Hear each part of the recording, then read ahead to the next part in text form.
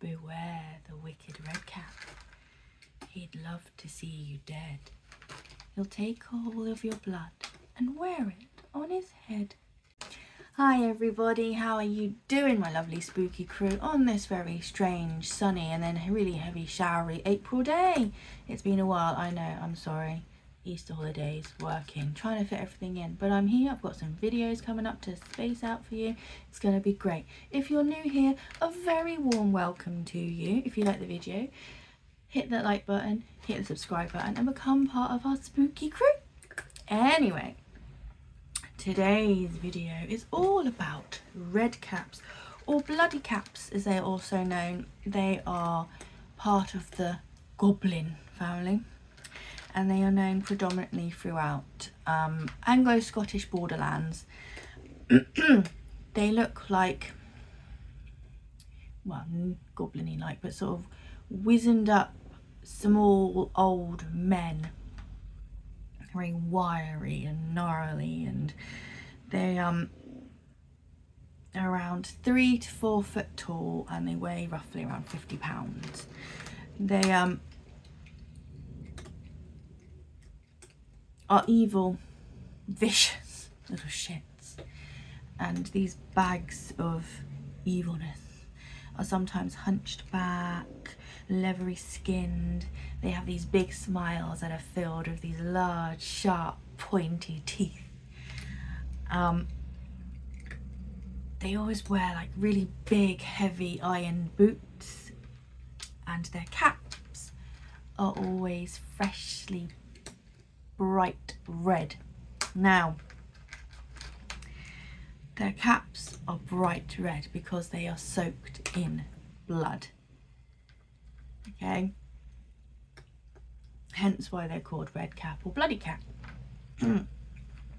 Now, while they seem to love killing and torturing and just being evil little poo-poo faces, they have to kill in order to survive and stay alive, and they know this, and while they take glee in doing it, they do have a purpose for doing so. They need to constantly murder. They absorb essence of everything they kill, and their caps need to be constantly soaked in the blood of their dead, not as in their dead, as in the kills that they make. At least once every 3 days, because if it isn't, the redcap will just simply disappear, simply cease to exist. Poof, gone. Nada. And as I said before, they are totally aware. They know that this would happen, and so they happily carry on killing and doing what they do because they like it and to survive.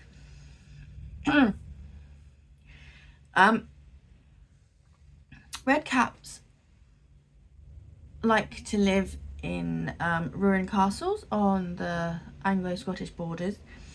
They like to throw stones at people who try and shelter in the castles, either crushing them to death, or if they haven't crushed them and they're still alive, or they've only just hurt them a bit, or they miss totally, they will then finish you off or hunt you down and kill you with their pike, which they're always carrying around with them.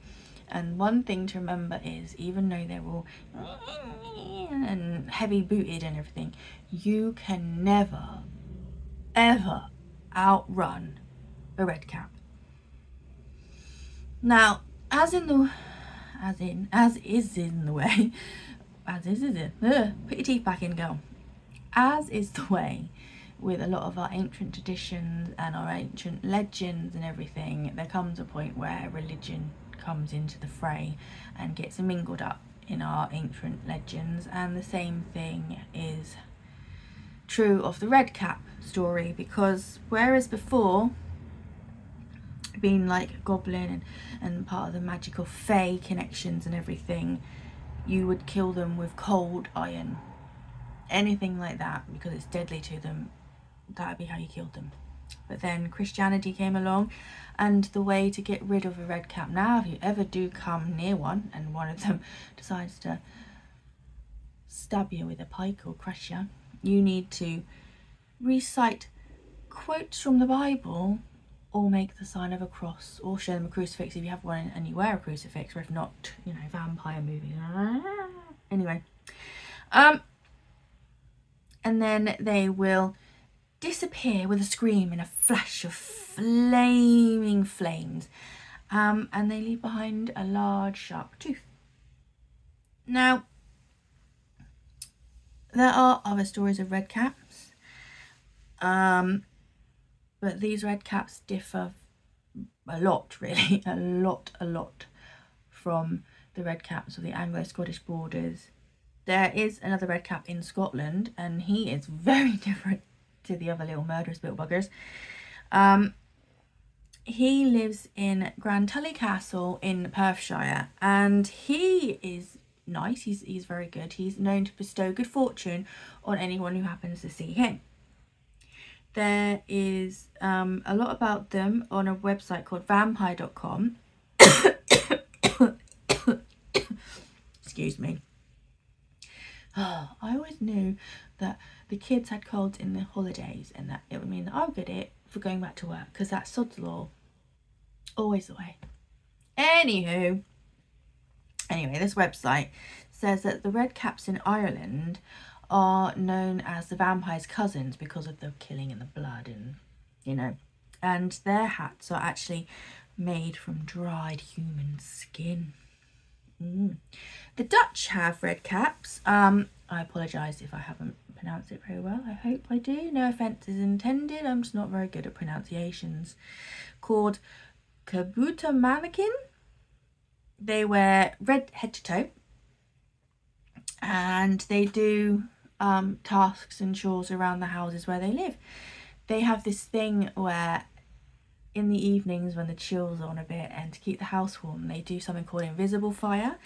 And obviously it doesn't hurt, but it keeps the house toasty and warm. Oh, I could do with that because I'm such a reptile. That'd be so nice. And so they live in the household, and they do chores and help out, and they're very nice. But as with sort of different pixie legends and different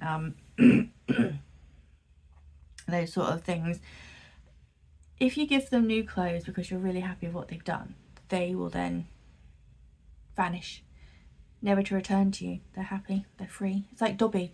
Master gave Dobby a sock, I'm free. In Kempenerland, again, sorry for pronunciations, a miller who had a he had a redknap, did he? Oh, that's a footballer. Who had a redcap living in his house, was so pleased with how well his little redcap worked that he gave him new clothes as a reward. To which, obviously, the redcap was like, "Oh, great! I'm free. New clothes. I'm happy. Thanks for, I'm gone." And after a while, the miller was like, "Oh, I don't have my servant anymore, and there's no one helping with the chores around here, and I kind of miss that, and I miss him, and I'm going to get him back." So he knew that in Kempfnerland there was a bridge that the redcaps crossed over daily to get between their land and our land and do what they were doing. And he was like, "I'm going to wait." So he, went down, lay in wait, looking. And eventually, obviously, along came a procession of the Gabuto mannequin. And right at the end of the procession, really proud as punch with his new clothes, was the old redcap of the miller. And he's like, "Right, I'm going to grab him, I'm going to pounce." And as he pounced to grab him, he heard his wife's voice calling for help from the river. So as he turned to try and find his wife and see what she was doing following him, and why was she in danger, the redcaps had all gone. And when he turned back to carry on getting him, when he knew his wife wasn't there, and it was like, "Oh, what's that going on?" They had all disappeared. Now, some people think that the redcaps on the Anglo-Scottish borders are the way they are compared to other, like Dutch and Perthshire ones, and there might be different ones out there. But they think that they might be the way they are because, well, one, the castles that they live in, they used to have their stones bathed in human blood to sort of purify them and keep them safe and everything. And They think that caused ghosts to live in the castles, which could evolve into the Redcaps. Or the Redcaps are there because it's such a worn, torn area. There was so much fighting and anger and bloodshed along the borders that they couldn't help but evolve into such vile, evil, twisted creatures, because it was there constantly. It was constantly around them. It was almost in them, in the essence, in the ground. That is why they are these bloodthirsty little suckers. Anywho, a little quick video all about the Redcaps. Hope you enjoyed it. Like I said, if you did, thumbs up, hit the ding-a-ling, subscribe, join us. I hope you have a wonderful day, whatever you're doing. I hope you manage to take 5 minutes out of your day just for you, whether it's a beautiful, deep, centering breath, a little bit of meditation, just 5 minutes to stare out the window and see what's going on around you. Read a couple chapters of a book. Do something you enjoy. Have a nice cuppa, a little drink. Look after yourselves, it's important. Thank you for once again coming down the stairs and entering the crypt with me and finding out some more things about our wonderful, weird, spooky heritage. You mean so much to me. Thank you to everyone who's watching, and thank you to our new subscribers that we had recently. You are all amazing. Excusez-moi. I must now do the unglamorous side and do some tidying up. Life. As always, if you can't be good, be careful, and I will see you on the flip side. Watch out for all the spooky things, my loves. Goodbye.